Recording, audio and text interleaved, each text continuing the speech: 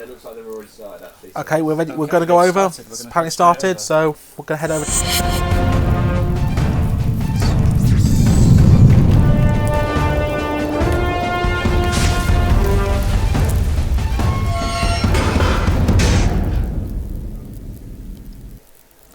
Oh wow, they've already started fairly. Your match just started. Oh. I need to try. Just a little issue with the. So it looks like Jund has gone bolts. I must admit, this is kind of hard to say. There's been a spell skite. There's been a, I think it's a Vault Scourge or a Signal Pest. There's a Springleaf Drum on board. There's a. Just gonna quickly check for confirmation. Sounds good. Well, Liliana's down now. In this board state, Liliana's going to stands to take over the game here. Now, Liliana's great when you are pushing your opponent back, but Affinity really wants to be pressuring the board early. And if Affinity can get a bunch of threats down early before Liliana comes down, then Liliana does nothing in this matchup. But Liliana came down with only one threat on the board and down ticked and away she's going. She's well, doing some here's the work. thing. He's got the Ravager, and he also has mana to activate the Ink Moth. So what he can do, right. theoretically, is go. Well, when he goes to kill the Ravager, sack, let's say, Ghostfire Blade, or actually more likely Springleaf Drum, to the Ravager. Then let it go onto the Ink Moth, which then can only be killed by Terminate. Let's see, he's doing that play now. Yeah, this play is definitely a good one here. And that way, if he draws another mana, he can make a 5/5 Infector. And that will do him a lot of value. I mean, he needs Terminate, which he doesn't seem to have. He's got Kitchen Finks and Dark Confident in hand. That's right. Oh, there we go. He can do it. He can go for 5 Infect. 5 Infect that's half the Infect he needs to win the game. So it's basically 2 turns, find Terminate. He's just got the one draw here, hasn't he? Yeah. Terminate or Colgan's That's Command. Abrupt Decay. That won't do. That will destroy. That will take the Ghostfire Blade out. And that will in turn destroy the lands. So he's still got the Abrupt Decay mana up, making them discard. Cranial Plating. Cranial Plating's a good thing to see go to the bin. Oh, he didn't do it to destroy the man. What's he? He's got second Ink Moth. Second Ink Moth is good. That does give him a bit more, I guess, flexibility. It means that losing the Ghostfire Blade is not doesn't turn the clock from 2 turns down to. So it's. I don't know why he didn't attack there, because it was. I think he's just. What's going to be? Oh, Brown Ravager's good.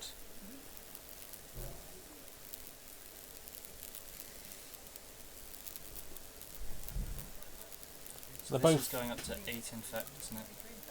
They're both Hellbent. They are both Hellbent, no cards in hand. And it doesn't.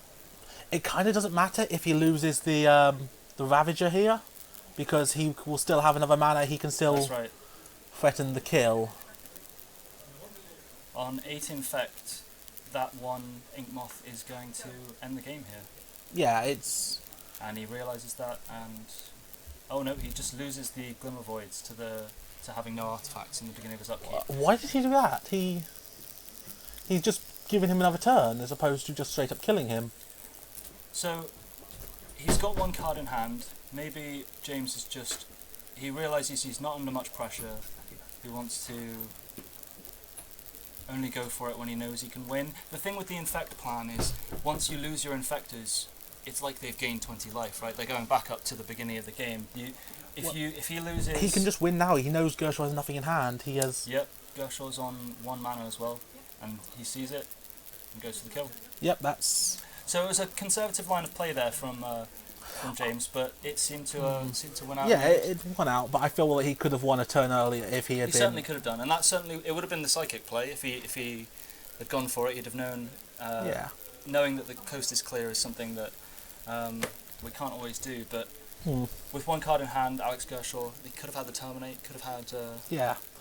So, sideboarding, I think, obviously the Shatterstorm and Ancient Grudges come in. Damnation, probably. Maybe Knight of Soul's Betrayal. And Fulminator Mage, possibly, because I know he's talked about looping them. And the fact is, if you can use them to blow up all of Affinity's lands, especially their man lands, which is important.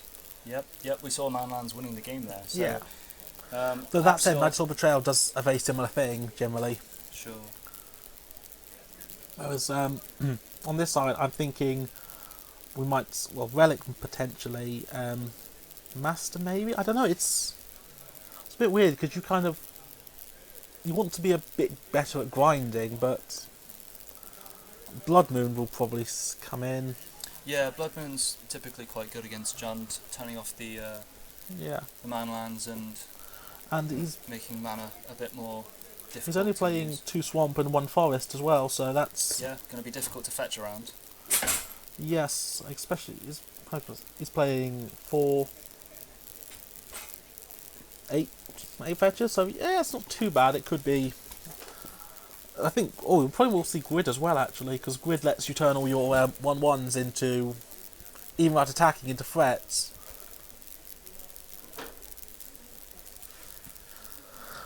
Coming out... It's... Oh, I'm totally not sure now. I guess Memnite comes out, because while it does give you those very fast plays, it doesn't... So how do you like Anger of the Gods in Jund's sideboard here? Oh, that's a good point. I didn't see that one. It doesn't hit the manlands, but it seems pretty good to me. It's going to hit. It's going to wipe the board. Affinity typically wants to just flood the board with creatures, and so Anger of the Gods on top of Ancient Grudge and Damnation, Shatterstorm. We've got Slaughter Pact as well. Now I know that the point removal is good for Jund, and it would have helped him out in this last game. But what do you think of Slaughter Pact? I don't think we'll see Slaughter Pact personally. I don't think it doesn't, as I remember, it doesn't hit artifacts. I'll have to double check that. Oh, that would be interesting, wouldn't it? Yeah, if it doesn't hit artifacts, then obviously we can see. Because I know lots of the black removals don't be coming in. But if even if it does hit artifacts, I'd be surprised to see it coming in. He's got enough solid cards in the main board that he doesn't need to. Yeah, I don't think we're going to see that many, to be honest. I think probably the disruption. Well, this is a strong hand from Alex. He's got Lightning Bolt. He's got Terminate. He's got a few lands there as well. Is that Tarmogoyf on the left? What's he just played? Can we ask them to move the thing down so we can actually see what he's just played? It's like, it can't be Piffing Needle. Maybe, probably Drum. No, it would hit artifacts. It's target non-black. Target non-black, yeah, okay. So, but as I say, I'd still be surprised to see it coming in, since the threat density or the... Gershaw has Bolt, and he's probably going to let that, let the Ink Moth get bolted. Yeah, that seems right. Oh! Stubborn Denial, very nice. That's baited it out quite well. Yeah. And then...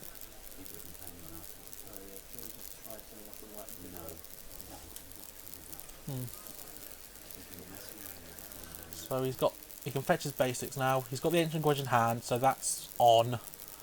That'll probably be his next line of play, because he only has 1 Stubborn Denial. Yeah. Can you ask them just to move the cards down a bit? So thank you. So yeah, it doesn't seem quite as aggressive start, or maybe it's just the fact that Gershaw's got so much more removal. He does have a lot of removal. Ancient Grudge here is going to remove 2 as well. I'm not totally sure why he did that in retain priority to do that. It doesn't seem like there's any significant gains. So he's taking himself down to 17 for... Yep, so that he can... Oh, I see. I think he's trying to, in response... I think he's trying to get rid of as many lands as possible to... Oh, it's a relic. Right, well... He's trying to get rid of as much as possible. Now, what's the interaction with relic, and could he be retaining priority so that he can flash back before relic gets cracked? I don't know. I don't know. It has to fully resolve. Yeah, it so does, doesn't it? So I think I'm not too sure. I would have to be at the table, I guess. We still got another Ancient Grudge in hand, and the champion is vulnerable now, which is important. So he can just turn another Ancient Grudge in hand and no metal craft. So that can be targeted. So he's got. So Jund is really turning the corner here. Yes, and he's had to lose his Glimmer Void. Yep. Glimmer Void, a land that taps for any colour of mana, but if you don't control artifacts in your turn, no artifacts, then you have to sacrifice it. So using Ancient Grudge to get rid of the artifacts so that the Glimmer Void gets sacrificed as well. Yeah. That was really brutal. So it's Goyf should be a 4/5 because it's got creature, land, instant, artifact.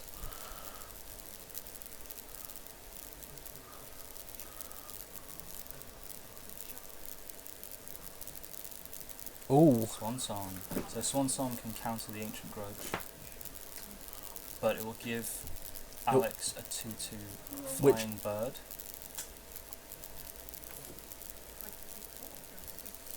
And now James has Metalcraft, so the Galvanic Blast will do 4 damage. I'm really confused by that line of play. He's just given him a 2/2, which will block and kill it. Yes, so there was no gain from that, as to my understanding. He didn't gain any. He traded a kill spell for something that would kill this thing anyway. So he still traded 2 of his cards for one of Gershaw's, effectively. Now that's a very nice die. Yes, I think they were brought back by Alistair Kennedy or someone. Right. I'd want to get my hands on a couple myself because, I did when I was playing Bug. Ooh. Cranial Plating, that will suit up the Inkmoth Nexus quite nicely at some point, but it looks like we're a few turns away from that. Yeah, an Inkmoth would be a 5/5? 5/1, sorry? Yeah, it doesn't add any toughness. So the 5 power at least, which is Signal Pest. There's so much removal in Alex's hand, though. Yeah. I don't think James is going to manage to. Yes, I think you kind of got to go for it. He's got to go for it, but any one of those cards in Alex's hand will clean up that Inkmoth quite nicely.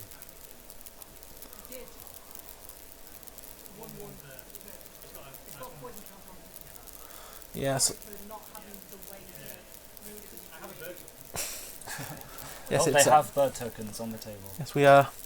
Oh, he's got the bird token there. And that's a -1/-1 counter on the bird token from the Inkmoth Nexus. The bird token's also tapped, so. Yeah.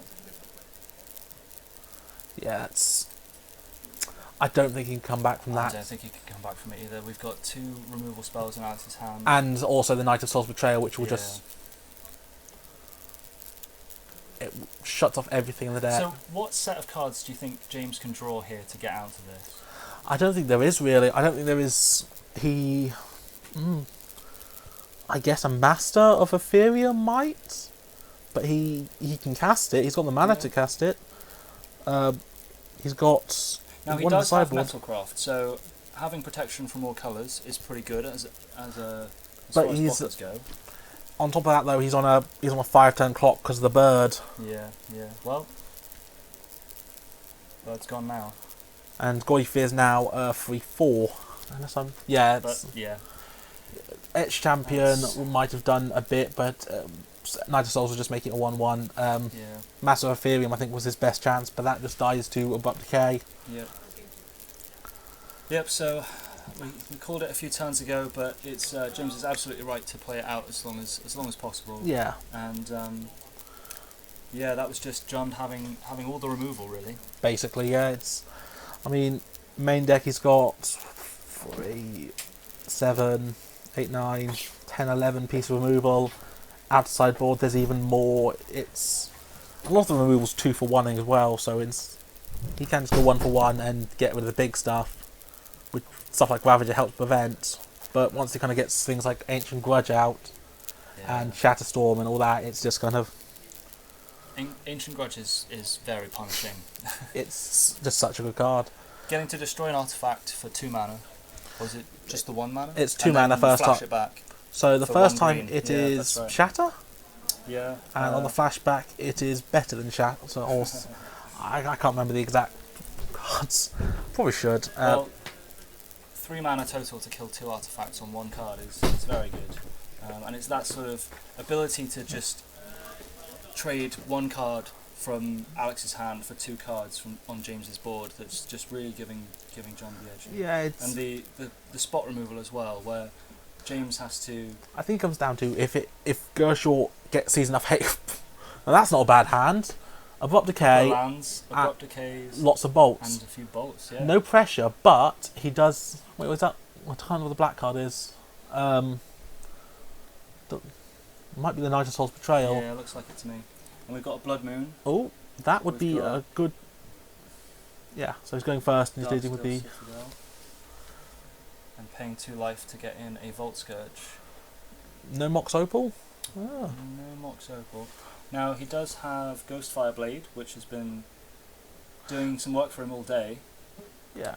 Have you played against him yet? I haven't played against him, but I have sat next to him while we played in the previous round. Yeah. And Well, that Spellskite's going to be some response. He's going to be doing that.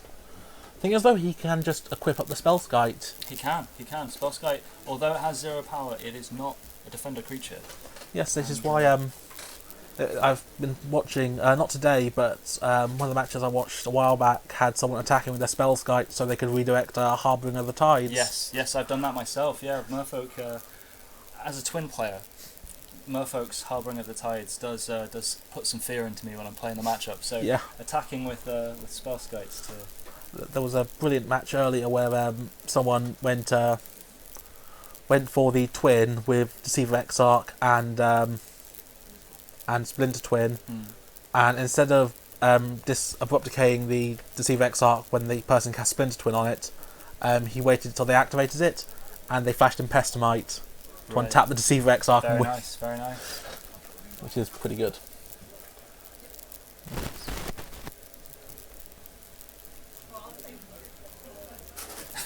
Yes. So Alex making it very clear he wants to get rid of the Blood Moon, but he knows that that's Yeah, going to get it's- redirected to Spellskite. But he quite rightly at the last second there said, actually no, I am aiming it at the Blood Moon, so do please pay the 2 life. Yes. I think he saw the Fulminator Mages, so he's brought those in. Yep. He can just Makes a lot loot of them with sense. Colligan's Command, which makes him very good. Yeah, Colligan's Command is definitely a great card. Again, giving so much value in this matchup. Yeah.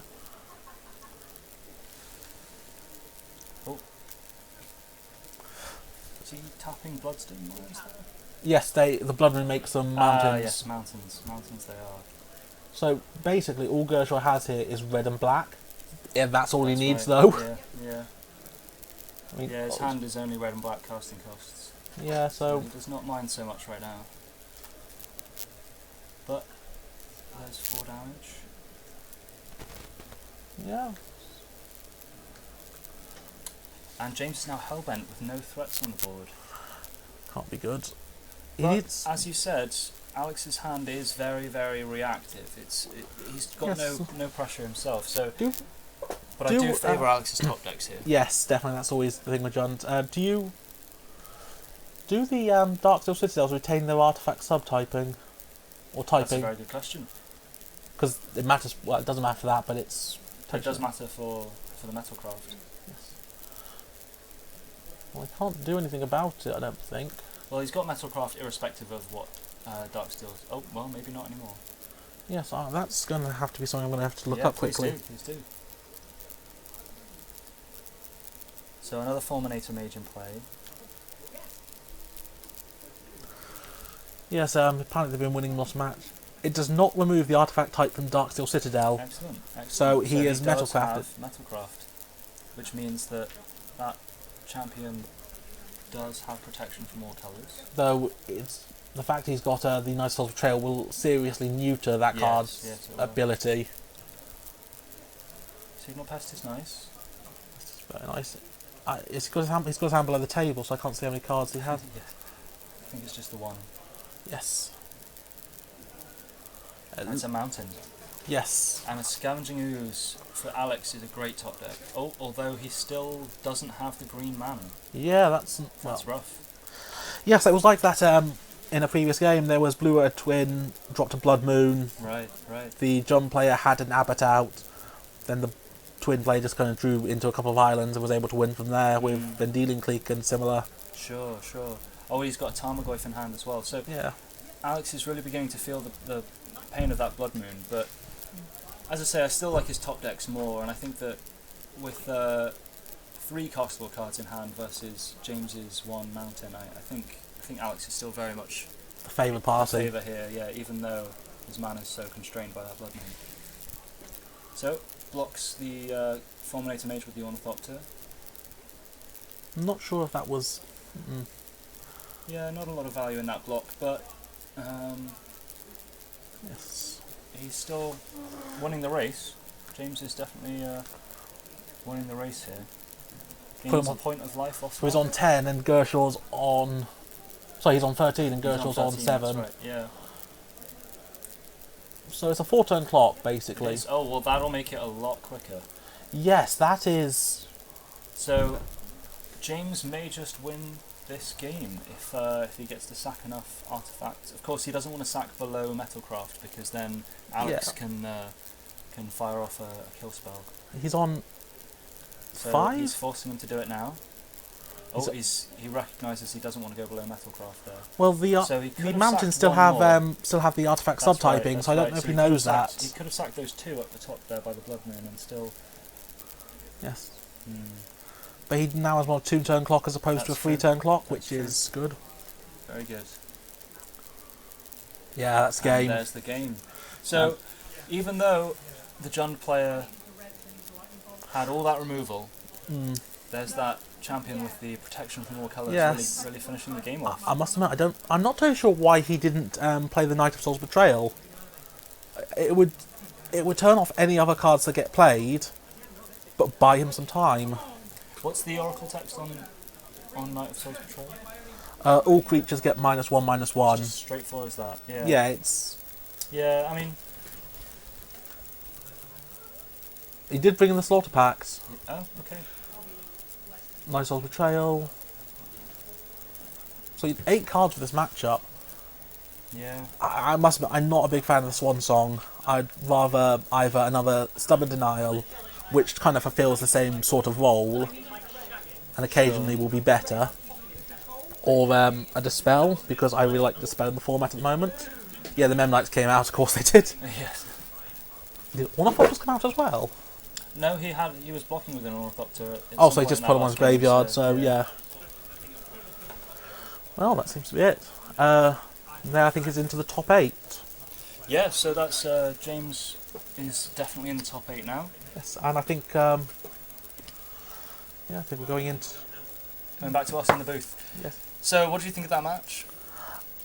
I must admit, it seemed like until the ex-champion came down, it seemed like Jund would win that. Yeah, just off the bolts in hand and stuff. We certainly both agreed before the match started Yes. that Jund looked like the favourite, and we said so several times throughout. So Yeah, so I guess got a hat. yeah, got to tip our hats to I James. was supposed to there. suggest James- eating them, to be honest, but that might eating speak some them, fats. Sure, yeah. Oh, well, I was just going to tip it, but Yeah. I'll tell you what, I'll tip the hat and you can eat it. Fair enough. That's All right.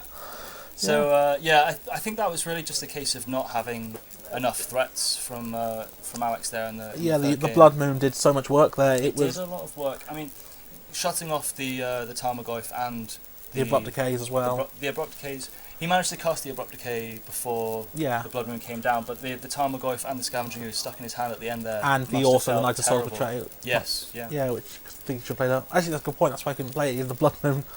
Yeah, he only had one basic Yeah. swamp, I think. So, Affinity defying our expectations. Affinity, just But too making it strong. to the top 8, yeah. So one of the things they say about Affinity a lot is that picking the right time to play Affinity is really key if you're an Affinity pilot. And it feels like Affinity's not won anything big in a little while, so now might be a good time to be playing it.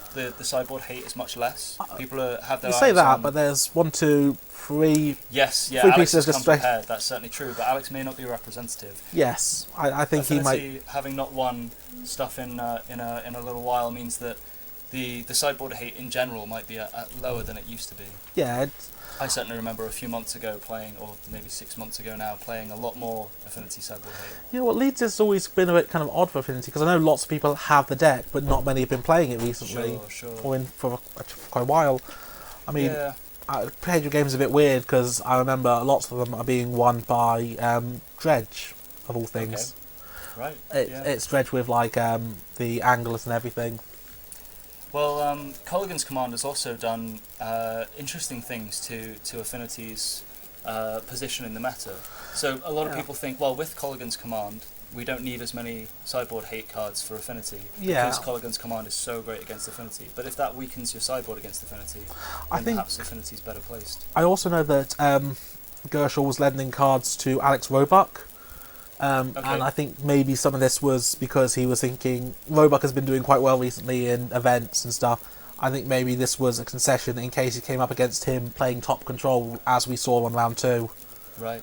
So that could have been a thing. Yeah, that's interesting though. I mean, 1, 2, 3 pieces of direct hate, and then a ton of hate that's just incidental. Really, you think would make Jund much better, as opposed to Affinity having not many cards specifically for Jund or anything, but just a lot of generic good stuff like Relic and yeah, for sure. So do you think it was a case of Alex losing to his own hand there? I think it was partly the Blood Moon. I think it was also the fact that once Etched Champion gets landed or something, James knew what to do with it. Just beat face. Yeah, for sure. Yeah. Anyway. So the top 8 has been compiled, and I look forward to seeing some interesting matches coming up in the top 8. Should be good. Some high level play. £1,000 on the line. £1,000 on the line. And a trophy, of course. The glorious trophy. Yes. It's a very nice glass crystal looking trophy. Have you seen it? Very fancy. Yeah, it's up outside. I'm not seeing it. I need to go look at it. Perhaps Mark should get it out on the stream. You can Don't let me touch it. I'll drop it. Okay, I'm not. Well, if you hand it to me, I'll just walk off with it. I'm the modern king of the north now. Great. Oh, here we go. Nice trophy. This lovely trophy. Magic the Gathering Modern Champion of the North 2015. This is what it's all for. Well, that and £1,000. Well, yes. To be honest, I think I'd rather have that. Yeah. Because I'll be able to say I'm a modern champion. This is pretty nice. As opposed to a guy stuck in the box. So we've had so far 2 rounds of Zoo. Oh, I need to have a double check. We've had Twin at least twice. We've had Zoo at least, I think, twice. Affinity once. Monoblutron. I mean, it definitely skewed more towards the Twin matchups, which are like the king of Mon at the moment. Yeah, that's why I'm playing it. Yes. Twin's a great deck. I mean, how many versions are there? There's Blue-Red, there's Grixis, Jeskai, and Rug, and I think that's all of them.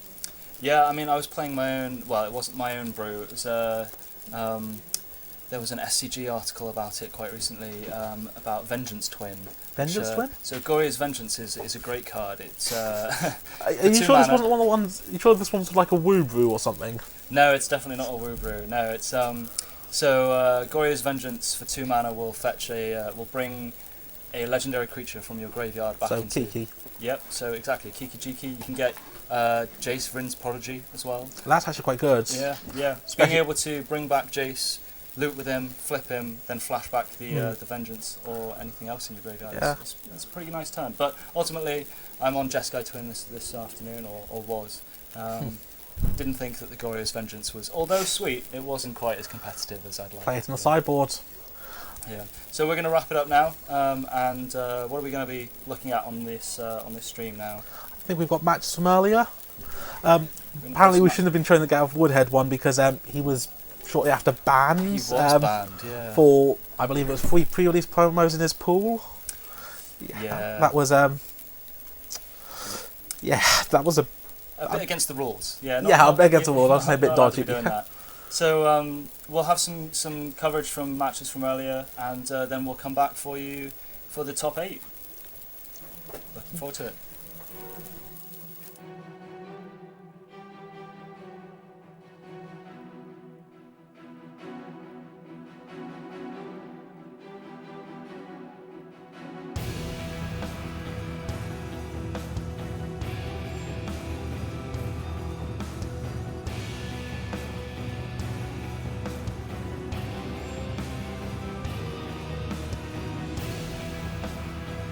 here. Just waiting for the other one. Yeah, Is we that just the other one? no, that's another deck list. But we've just seen James actually. He's on Yeah, he was on. he's Rogue on Tar Toy. Mode